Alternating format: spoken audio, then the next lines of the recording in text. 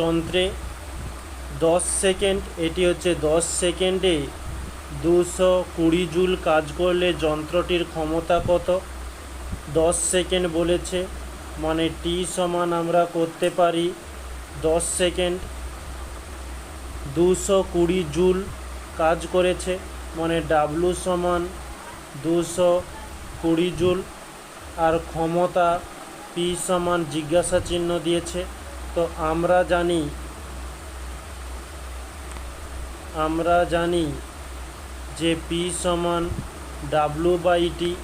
W এর মান দিয়েছে 220 জুল, টি এর মান দিয়েছে 10, মানে 10 সেকেন্ড। তাহলে 0 0 কেটে যাবে, তাহলে আমাদের পড়ে থাকলো 22 আর জুল পার সেকেন্ড। তো এই জুল পার সেকেন্ডকে আমরা বলতে পারি ওয়াট। এটি তাহলে আমাদের অ্যান্সার। তাহলে